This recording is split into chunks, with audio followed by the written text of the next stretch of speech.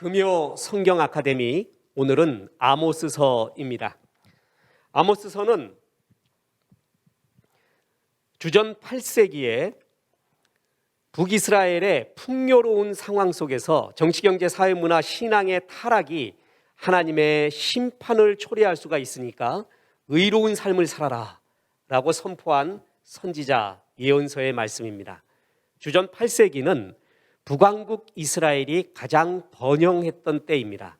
그런데 그 번영했던 때에 하나님을 찾지 않고 오히려 사회적 타락이 깊어졌습니다.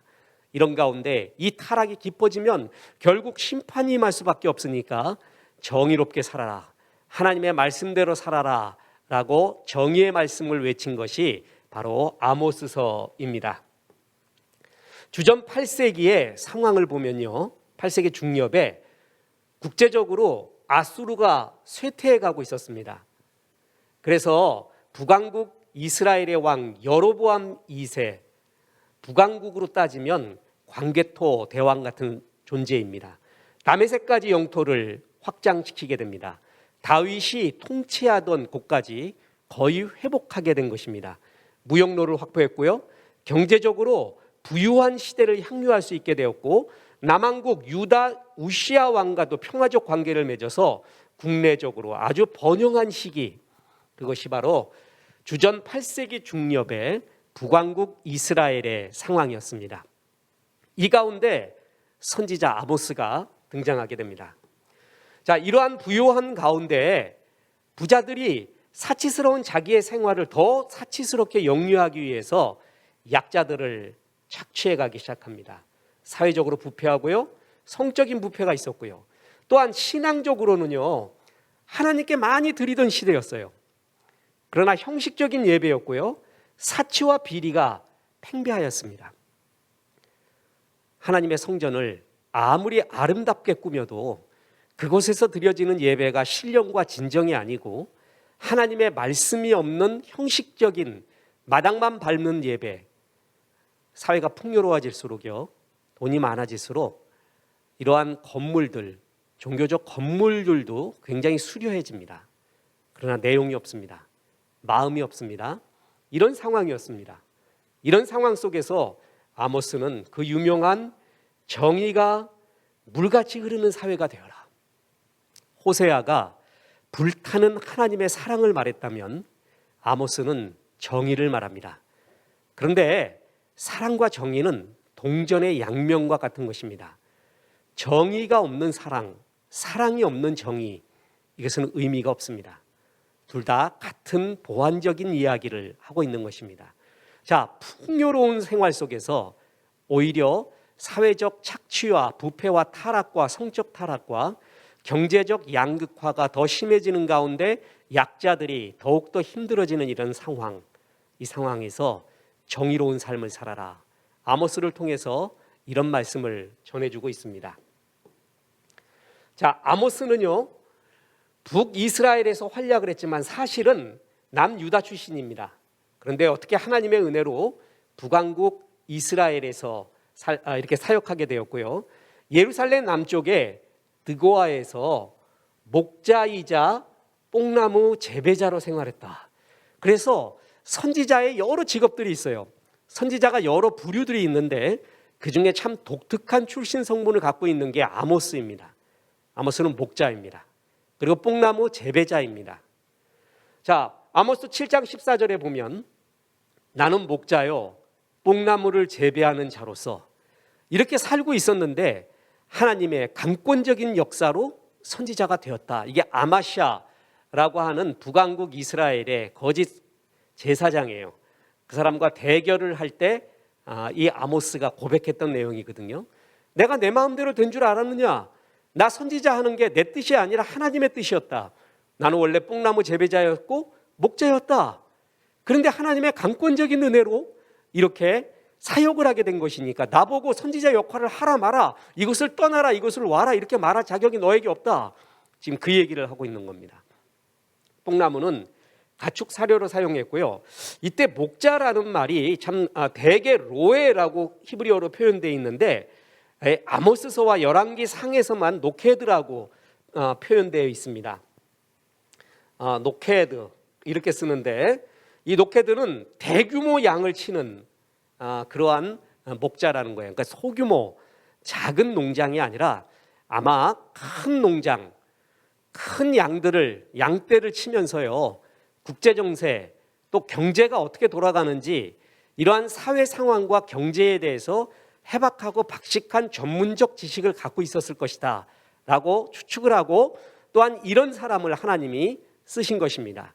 사회에 대한 말씀을 전할 때 사회의 경제가 또 사회의 흐름이 어떻게 흘러가는지 잘 아는 이러한 아모스를 썼을 것이다 라고 추측도 합니다.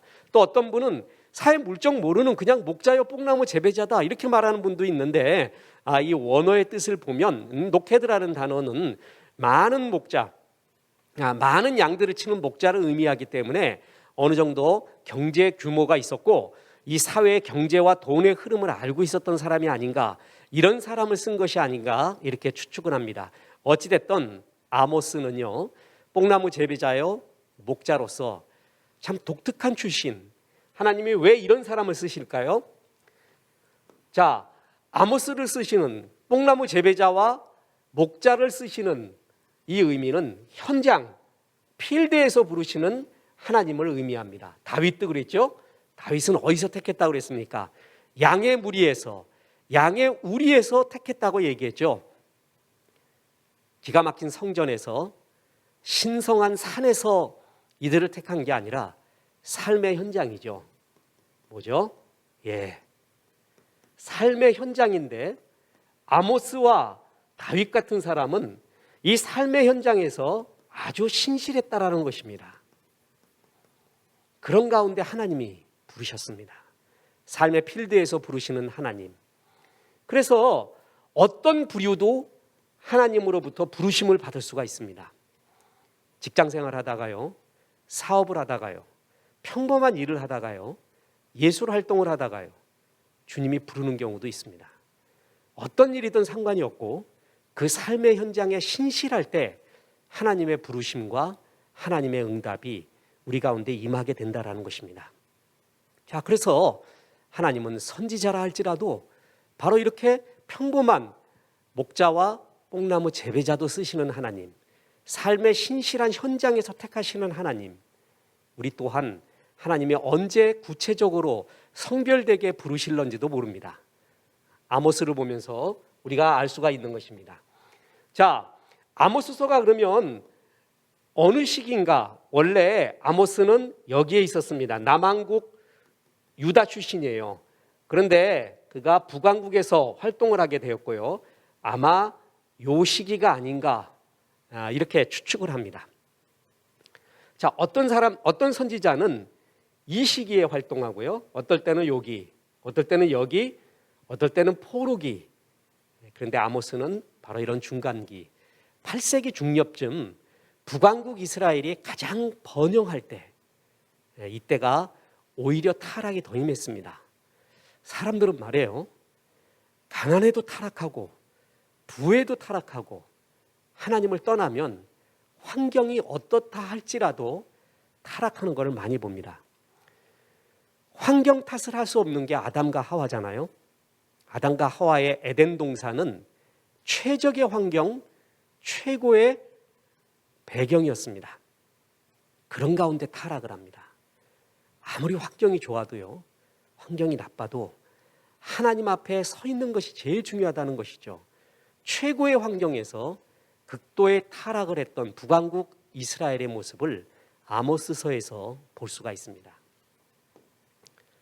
자, 이 아모스서를 이해하려면요, 아모스의 수사법이 참 재밌습니다. 저는 이 아모스서에서 나타난 수사법, 원어를 보면 더 나타나는데요, 많은 워드플레이, 언어 유희가 나타납니다.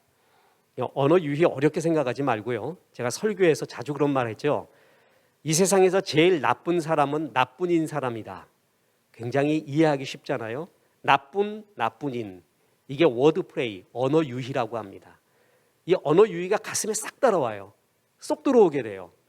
그런데 성경 곳곳을 보면요, 수없이 하나님이 우리의 가슴과 심령에, 우리의 뇌리 속에 쉽고 강하게 들어올 수 있는 많은 수사법을 쓰신다는 거죠. 무미공주에게 말하지 않고요. 우리가 이해할 만한, 감동할 만한 수많은 수사법을 사용하는 것을 볼 수가 있습니다. 설교에서도, 우리의 말에서도, 우리의 글에서도 무엇을 말하느냐도 좋지만 어떻게 말하느냐도, 어떻게 말하느냐가 무엇을 말하느냐를 의미하는 경우가 많이 있습니다.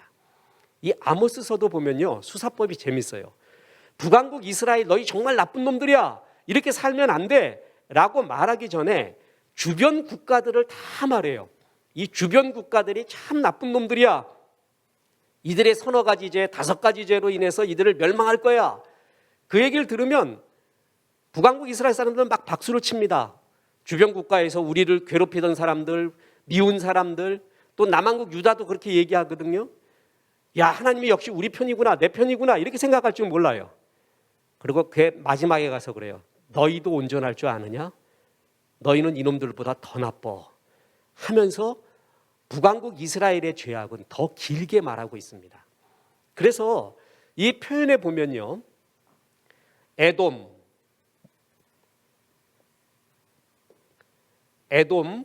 모압, 암몬, 다메섹, 두로, 그리고 여기에 블레셋, 가사가 나오죠. 이 6개의 주변 국가들을 다 말해요. 이들의 서너 가지 죄로 인하여 내가 이들을 심판하리라. 이 얘기 들을 때 북왕국 이스라엘은 신이 났습니다. 하나님이 드디어 여호와의 날처럼 임해서 이들을 심판하는 구체적인 주의 역사가 우리를 위하여 나타나는구나. 더 시원한 거는 남왕국 유다까지도 뭐라 그래요? 자, 이거 북왕국이 여기 있지 않습니까? 그리고 여기가 남왕국이에요. 쉬운 말로 이게 북왕국, 남왕국이란 말이죠. 이게 주변 국가들이에요. 주변에 있는 사람들 다 나쁜 나라, 심판해야겠다. 남왕국, 가장 라이벌인 남왕국마저도 그러겠다. 이때 북왕국 이스라엘이 얼마나 좋았을까요? 근데 이들은 서너 가지 죄가 있는데 너희는 더 많다. 이렇게 말하는 것이 아모스서의 수사법입니다. 자, 보세요. 아모스서는 크게 세 부분으로 나누는데, 심판, 아까 말했죠? 주변 국가에 대한, 주변 국가 먼저 말하고요. 그 다음에 북이스라엘에 대한 심판을 말하고 있습니다. 그리고 두 번째는 아모스가 본 5가지 환상이 나오고요. 마지막 희망의 메시지를 전해주고 있습니다. 자, 구체적으로 보겠습니다. 북이스라엘 주변 국가들에 대한 책망, 남유다에 대한 책망을 합니다. 다메섹, 가사, 두로, 에돔, 암몬, 모압, 남유다, 이들은 서너 가지 죄, 나쁜 죄들이 구체적으로 이렇게 있다. 그래서 이들을 갖다가 하나님이 멸하리라, 이렇게 말합니다. 왜 하나님은 주변 국가들에 대한 이야기를 북왕국 이스라엘에 대한 책망 앞서서 말씀했을까요? 이 주변 국가들도 하나님이 다 다스리는, 하나님은 열방의 하나님이다 라는 것을 선언하는 것입니다. 또 하나가 반면교사의 역할을 합니다. 잘못을 보잖아요. 그러면 항상 저거 내가 저럴 수도 있지, 내가 저런 환경에서 그럴 수도 있을 것 같다, 아니면 나는 저래서는 안 되겠다 하는 것을 배워야 됩니다. 주변 국가의 잘못을 교사 삼아서 내가 그래서는 안 되는구나, 이 두 가지의 역할 때문에 주변 국가들에 대한 책망, 남유다에 대한 책망까지도 합니다. 그러면서 북왕국 이스라엘에 대한 책망을 합니다. 하나님이 너희를 그토록 사랑하셨잖냐, 그런데 너희는 주의 뜻을 외면하면서 약자들을 착취하고 신앙도 기복신앙, 사치스러운 신앙으로 제사를 지내고 지도자들은 사치한 생활에 빠져 있다. 욤 야훼, 야훼의 날은 요엘서에서 말하는 것과 마찬가지로 하나님이 이 역사에 구체적으로 개입하며 너희들을 높여주는 그런 날이 아니라 어두움의 날, 심판의 날이 될 것이다. 사람들은 근거 없이 야훼의 날에 대한 생각들을 하고 있습니다. 그냥 자기들이 어떤 잘못을 해도 하나님이 높여줄 것이다라는 생각이에요. 그 야훼의 날이 오히려 어둠의 날, 심판의 날이 될 것이다. 이렇게 아모스 첫 부분에서 그 심판에 대한 메시지를 전합니다. 그리고 두 번째는 이른바 아모스의 5 환상이 나오는데, 메뚜기가 땅의 풀을 다 먹어버리는 것, 또 불이 나오는 것, 불의 환상, 이것은 임박한 심판을 말하고 있고요. 자, 여기서 아모스에서 중요한 것이 다림줄 환상이에요. 그리고 과일 광주리 환상, 번제단에서의 이상, 이거는 이스라엘의 멸망, 그것을 의미합니다. 항상 임박한 심판 속에서 제일 강조하는 게 뭐죠? 회개입니다. 돌이키라. 하나님의 메시지는 심판이 아니죠. 돌이키는 회개가 메시지예요. 돌이키지 않았을 때 마침내 멸망이 임한다라는 것을 말할 수가 있습니다. 자, 그러면서 이때 제사장 베델의, 북왕국 베델의 제사장인 아마샤, 예레미야에게 하나냐가 대결했듯이 아모스에게는 아마샤라는 제사장이 대결을 합니다. 이 아모스가 똘똘하거든요. 정말 말도 잘하고요. 능력이 있고요. 이 사회를 꿰뚫어 보고 영적인 판단력이 있어요. 자기 자리가 위태로울 것 같아요. 그래서 어떡합니까? 모함을 합니다. 아마 왕도 죽일 것 같다, 살해할 것 같다, 나라를 뒤집을 것 같다, 이렇게 모함을 하고요. 또 아모스에게는 너 네 고향인 남유다로 돌아가라. 그때 우리가 처음 봤던 아모스가 얘기하는 게 그겁니다. 나 원래 뽕나무 재배하고 목자였어. 근데 내가 선지자가 되고 싶어서 된 줄 아는가? 하나님의 전격적인 절대 주권으로 내가 선지자가 된 사람이야. 내가 내 마음대로 하는 것이 아니네. 그대가 나보고 가라 오라 할 수도 없고 이 말을 선포하라 그치라라고 말할 권한도 없네. 나는 주의 말씀에 의해서 하는 것이네. 이렇게 대결하는, 어디나 이렇게 모함을 하는 것이 나오죠. 그러니까 이것을 견뎌내야 됩니다. 선지자뿐만이 아니라 모든 리더들이 갖춰야 될 최고의 리더의 자격이 있습니다. 맷집입니다. 맷집 없으면 끝납니다. 사각의 링에서요, 우리는 능력 달라는 말 많이 하거든요. 능력 달라는 건 말 속에는 항상 공격용 무기예요. 강번지를 주시옵소서. 상대방을 쓰러뜨릴 수 있는 힘을 주옵소서. 이게 능력 달라는 기도의 대부분이거든요. 근데 능력 중에 하나는 버티는 거예요. 번지를 맞고도 버티는 거. 링에서요, 사각으로 둘러져 있어요. 인생도 링과 같아요. 아무리 내가 피할 줄 알고요, 번지가 세도요, 상대편 번지에 한 대는 맞게 돼 있어요.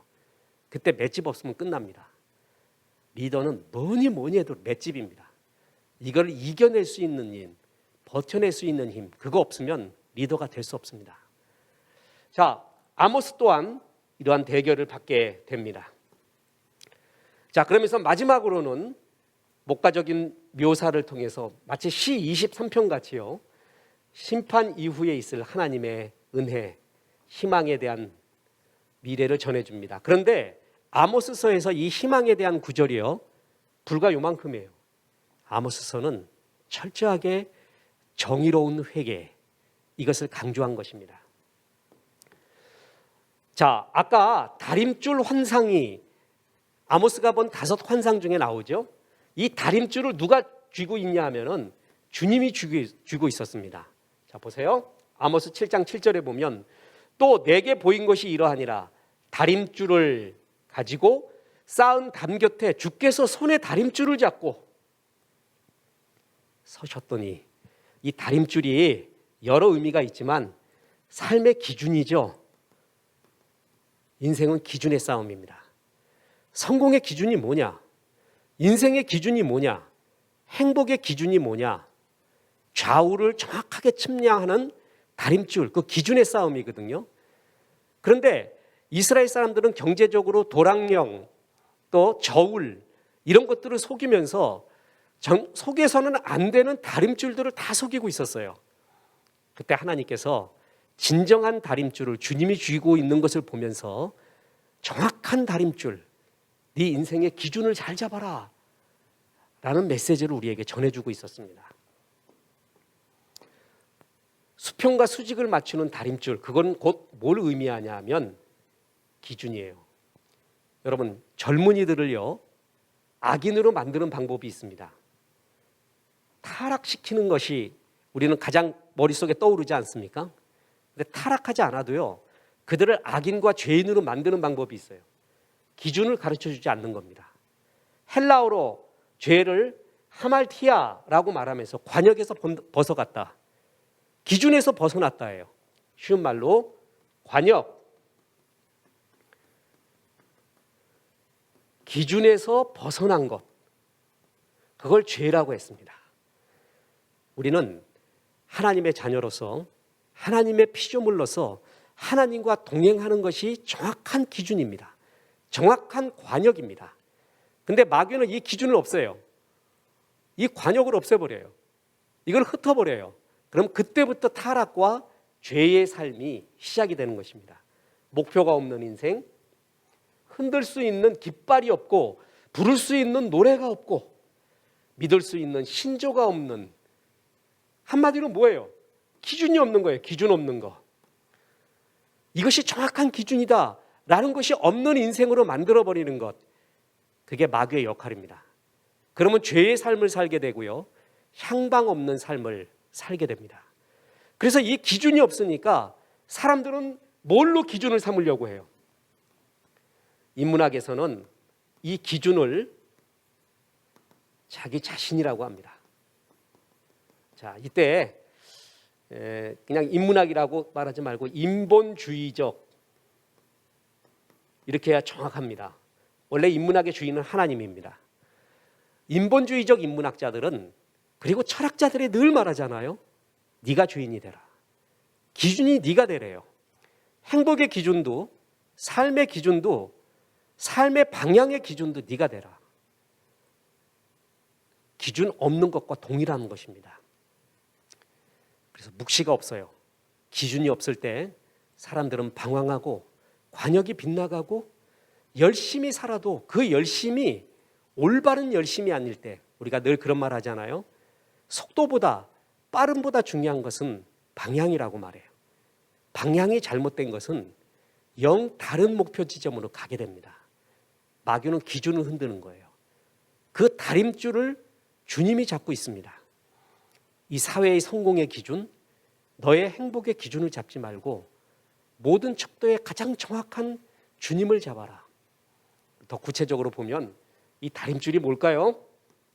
이게 바로 성경이 되는 것입니다.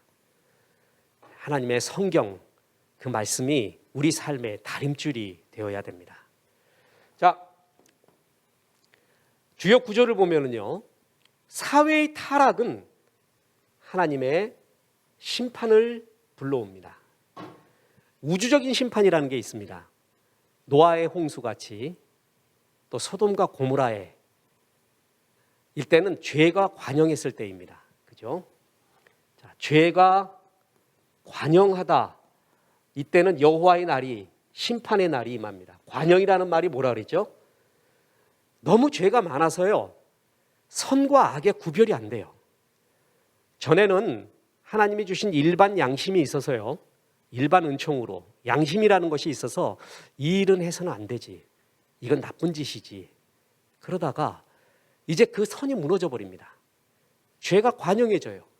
죄인지도 모를 정도의 사회적 타락, 국가적 타락이 올 때 하나님의 심판이 임하는 것을 우리는 소돔과 고모라, 또한 노아의 대홍수 사건에서 볼 수가 있습니다.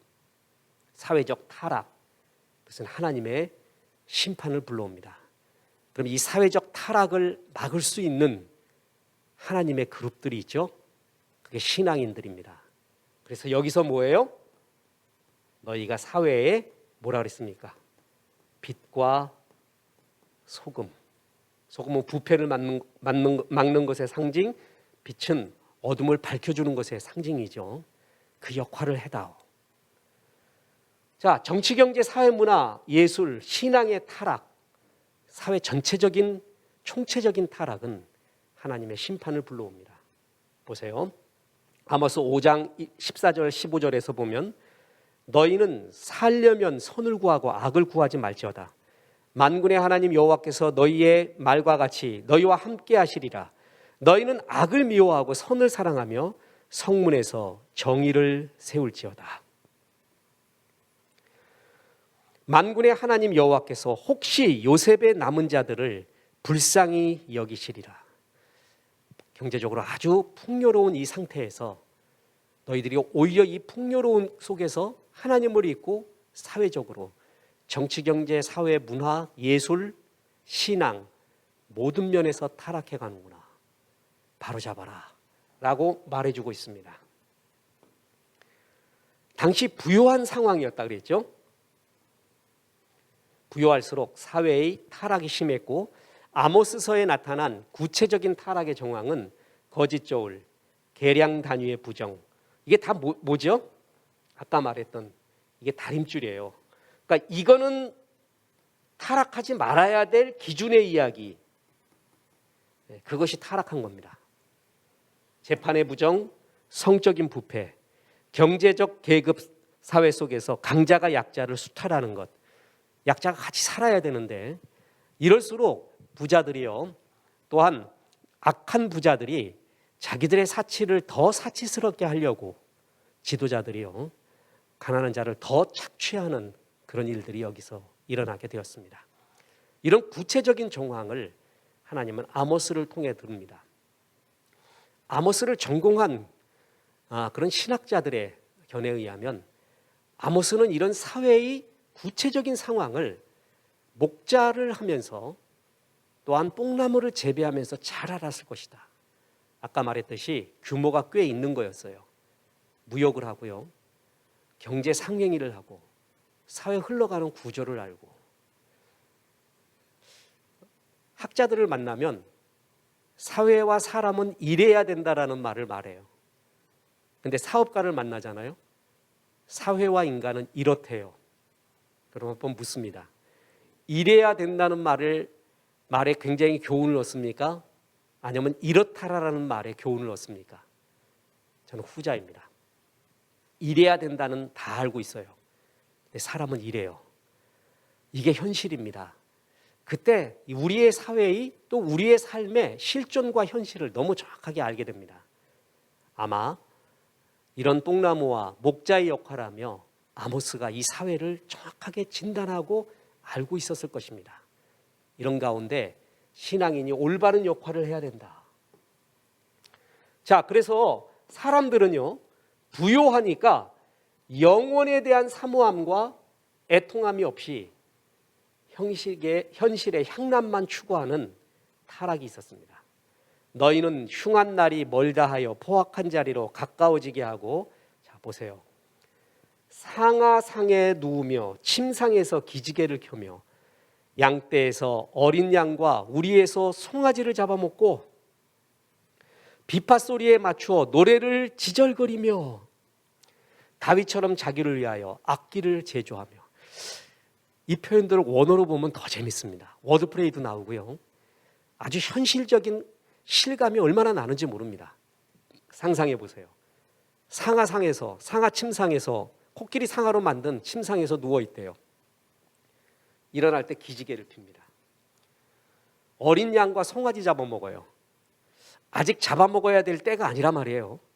근데 맛있다는 이유로 어린 송아지들 잡아먹으면 역시 고기는 송아지야. 그런 것에 관심이 더 많아요. 노래를 지절거린대요. 향락의 노래, 의미 없는 노래, 그러고 앉아있다. 굉장히 적나라한 표현이죠. 대접으로 포도주를 마시며 귀한 기름을 몸에 바르면서 요셉의 환난에 대해서는 근심하지 아니하는, 다시 말해서 뭐예요? 요셉의 고난, 그 고난의 의미, 요셉의 환난하면 생각나는 게 뭐예요? 영혼에 대한 거예요. 영혼과 하나님을 바라보는 그 마음, 그런 것들은 하나도 없고 너희가 고민하고 이야기하는 주제, 이것이 전부 이러한 향락과 사치에 속하는 것이구나. 그렇게 부요하다 보니까 의미 없는 이야기로 사회 전반이 흘러가게 되었습니다. 영혼에 대한 사모함이 없어졌습니다. 그래서 하나님은 이 사람들을 가리켜 가뭄이라고 표현했습니다. 보세요. 아모스 8장 11절에 주 여호와의 말씀이니라 보라 날이 이를지라 내가 기근을 땅에 보내리니 양식이 없어 주림이 아니며 물이 없어 가람이 아니며 여호와의 말씀을 듣지 못하는 기갈이라. 너희는 부요하냐? 내가 보기에 부요한 것 같지가 않다. 너희는 무척이나 가물고 있구나. 하나님의 말씀을 듣지 못해서 가문 땅과 같다. 요한계시록이 생각나지 않습니까? 나는 부요하다 하는데 내가 보기에 너희의 헐벗은 것과 너희의 못난 것을 너희 스스로가 보지 못하느냐? 주님이 라오디게아 교회에 대해서 그렇게 말했죠. 스스로 부요하다. 난 가진 것이 많다 하지만 정말 하나님의 말씀이 없어서 너희는 가문 땅 같구나. 우리 그런 사람들 많이 보지 않습니까? 소유는 참 많아요. 명성도 많은데 참 불쌍한 삶을 삽니다. 우리 흔히 큰 부자가 타락한 모습을 보이며 뉴스에 나오는 걸 볼 때 나는 저 재산의 반만 있어도 10분의 1만 있어도 하는 말을 많이 뇌까리곤 합니다. 그들이 그런 돈이 있어도 하나님의 말씀이 없고 생명이 없으니까 그런 타락의 삶을, 가문 땅과 같은 삶을 살고 있다는 것입니다. 주님의 판단, 주님의 분별이 아주 정확하지 않습니까? 하나님의 말씀이 있는 자는 참 복이 있습니다. 자, 그 타락의 결과, 그러므로 그들이 이제는 사로잡힌 자 중에 앞서 사로잡히리니 기지개 켜는 자의 떠드는 소리가 그치리라. 참 하나님 표현이 멋있지 않습니까? 하품하며 기지개 피며 상하 침대에서 네가 헛된 노래를 부르며 포도주도 대접에 마시면서 기름도 온몸에 뿌리면서 그렇게 살았지. 너희의 기지개가 그치리라. 그 돈 가지고요 생명의 사역을 했으면 얼마나 좋을까요? 얼마나 아름답고 많은 사람을 살려내면서 주 앞으로 인도하는 데 쓰였으면 얼마나 좋을까요? 근데 이 사치의 타락으로 그들의 삶은 망가지게 되고 심판에 이르게 되었습니다. 그래서 우리 신앙인은 아모스의 주제죠. 사회윤리의 본이 되어라 라고 합니다. 자, 내가 너희의 절기들을 미워한다. 너희 성회들을 기뻐하지 아니하나니. 왜 그럴까요? 너희가 번제나 소제를 드릴지라도 내가 받지 아니할 것이요 너희의 살진 흰생의 화목제도 내가 돌아보지 아니하리라. 이유가 뭡니까? 형식적인 제사죠. 이 형식적 제사를 성경적 표현에 의하면 마당만 밟는,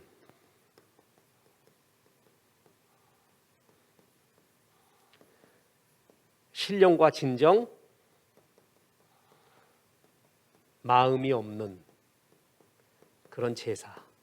나 이런 거 받고 싶지가 않다. 근데요, 아이러니하게도요, 이 아모스 시대에 헌금은 더 많이 나왔습니다. 성전은 더 아름답게 꾸며지고요, 더 많이 풍요로워졌어요. 성전 자체가. 근데 하나님이 다 싫대요.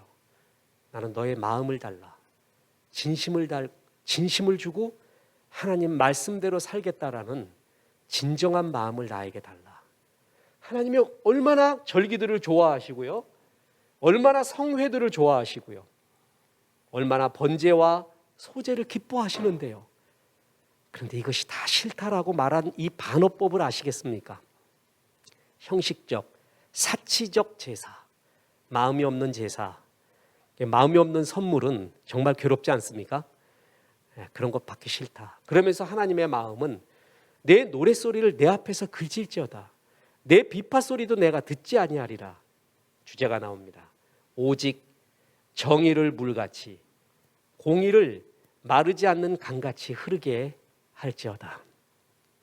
아모스서의 주제입니다. 그래서 흔히 호세아서를 같은 사회적 상황을 보고 불타는 사랑의 마음을 하나님이 표현했다고 하고요, 아모스서는 같은 상황에서 정의로운 하나님의 마음을 표현했다고들 표현하고, 아모스서에서의 이 정의와 공의에 대한 논문도 수없이 많이 있습니다. 이게 뭘 의미하는가? 정의와 공의가 이때 이 상황 속에서의 정의와 공의, 보편적, 우주적, 확대된 예언적 정의와 공의는 뭘까? 이 연구가 되게 많으면서 분명한 것은 너희가 이 사회에 빛과 소금의 역할을 해다오 라는 것이 아모스서의 중요한 주제입니다. 사회에서 타락으로 많이 부유해지고 타락으로 명성이 높아진 것을 그리스도인이 부러워하지 마라. 너희는 생명을 가진 자로서 생명의 삶을 살아다오. 아모스서는 풍요로운 자본주의에 살고 있는 우리들에게 주님이 이 말을 해줍니다.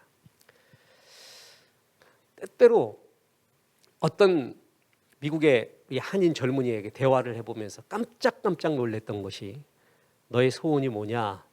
그러니까 캐시아웃을 것이래요. 여러분 캐시아웃이라고 아십니까? 돈 그만 버는 거. 이게 무슨 소리인가? 젊은 날 30 후반까지 바싹 돈을 다 벌고 그 다음에 캐시아웃 해버려요. 돈은 더 이상 안 벌어요. 벌어놓은 돈 가지고 남은 여생을 즐겁게 사는 것. 그것이 꿈이래요. 그래서 그게 꿈이 될 수 있을까? 그 나머지가 즐거울까? 아까 말했듯이 기준이 없는 삶, 행복의 기준이 올바르지 않는 삶은 이런 꿈, 이런 기준을 나름대로 갖게 됩니다. 이때 올바른 기준을 세워주는 사명이 우리에게 있다는 것이죠.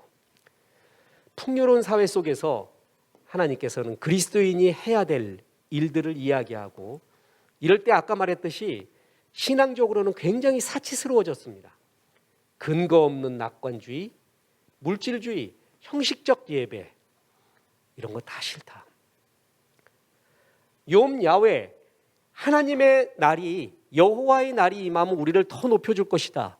아까 보았던 에돔, 암몬, 모압, 두로, 시돈, 블레셋, 남유다 다 물리치고 우리가 최고가 될 것이다. 이런 근거 없는 낙관주의.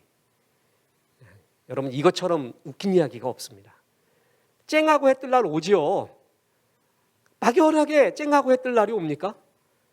이 또한 지나가리라. 그래 지나가요. 그런데 그때 뭘 해야 되는 거예요? 기도를 해야 되잖아요. 예배를 드리고요. 그래야 되는데 그것은 하나도 안 하고 이 또한 지나가리라. 쨍하고 해 뜰 날 돌아오리라. 막연한 근거 없는 이러한 낙관주의는 얼마나 무서운 낙관주의, 무서운 긍정주의인지 모릅니다. 신앙적 사치가 그게 달았습니다. 신앙의 물질주의, 형식적 예배 이것을 그치고 사회, 경제, 성적으로 타락한 사회의 윤리에 본을 보여라. 그렇지 않는 한 너희가 기다리는 여호와의 날은 재난과 고통의 날이 될 것이다. 이렇게 이야기하고 있습니다. 자, 우리 이 땅에 말이에요. 하나님께서 정의와 공의의 삶, 빛과 소금의 삶, 저는 지금 이 시대에 빛과 소금의 또 우리 교회들이 할 수 있었던 여러 일 중에 하나가 있다면은 탈북자 가정 하나, 다문화 가정 하나 이것을 교회들이 맡아준다면은 그리고 신실하게 케어해 준다면 이 땅에 참 좋은 역할이 아닌가 싶습니다. 이들은 마음 둘 곳이 없습니다. 의지할 곳이 없어요. 오늘 우리 교회에 어느 집사님이 헌금을 통해 돕고 있는 탈북 의사가 있습니다. 우리나라에서 의사 시험 새로 봐야 된대요. 왜 탈북 의사가 창문 닫다가 떨어져 죽었던 사건도 있지 않습니까? 가슴 아프게 봤어요. 적응이 안 되는 것이죠. 그러면서 시험 준비를 하면서 정말 의지할 곳이 없는데 교회가 사랑해주고 도와주고 후원해주고 기도해주니 정말 고맙습니다 하는 진심의 편지를 오늘 또 한 번 받았습니다. 또 다문화 가정 이들도 마음 둘 곳이 없습니다. 이 사회에 교회가 이들을 하나씩만 맡아서 신실하게 케어해 준다면 그것부터 시작한다면 이 사회에 교회의 위상과 역할이 굉장히 많이 좋아지지 않을까. 사실 구제에 있어서 교회처럼 많이 하는 데 없습니다. 언젠가 통계 자료를 보여드릴 것입니다. 교회들이 참 많이 합니다. 사회가, 나라가 하지 못하는 저 구석구석에 있는 것까지 교회가 굉장히 많이 합니다. 어떤 선배님, 기독교 방송에 섬기고 있는 선배님은 제발 교회들아 이런 것 좀 나타나라.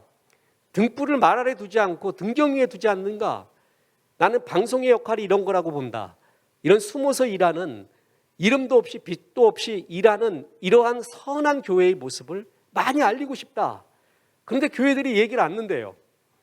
그런 교회도 많이 있습니다. 하나님이 나중엔 다 판단하시고 알게 될 것입니다.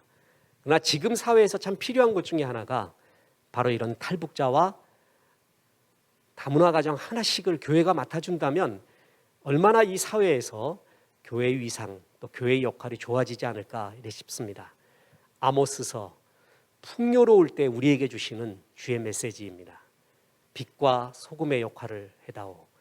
기준이 없는 백성들, 돈이 기준이 되고 사치와 향락이 기준이 되는 백성들에게 진정한 삶의 기준을 가르쳐주는 빛의 역할을 해다오.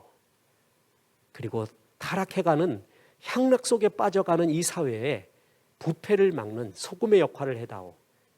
그래서 이 땅에 하나님의 사랑과 정의가 이루어지도록, 하나님의 나라가 이 땅에 더욱 이루어지도록 노력해주고 힘써주는 주의 백성이 되다오. 이게 아모스를 향한 종들에게 주시는 주의 말씀이라고 믿습니다. 이 역할을 잘 하시면서 한 번밖에 없는 우리의 인생, 착하고 충성된 종아, 네가 작은 일에 너의 역할에 충실하였기에 내가 이렇게 기뻐하는구나 하는 주님의 칭찬 듣는 거룩한 백성 되기를 주 예수의 이름으로 축원합니다. 기도하겠습니다. 하나님, 오늘 종들에게 아모스서 말씀을 통하여 하나님의 정의, 하나님의 기준을 말씀해 주셔서 감사합니다. 풍요로운 시대를 살면서 더욱 타락과 기준이 없어지는 이 세상 가운데 올바른 삶의 기준, 거룩의 기준, 행복의 기준을 제시하며 부패한 타락을 막는 거룩한 소금의 역할을 하는 귀한 종들로 살 수 있도록 인도하여 주옵소서. 예수님의 이름으로 기도했습니다. 아멘.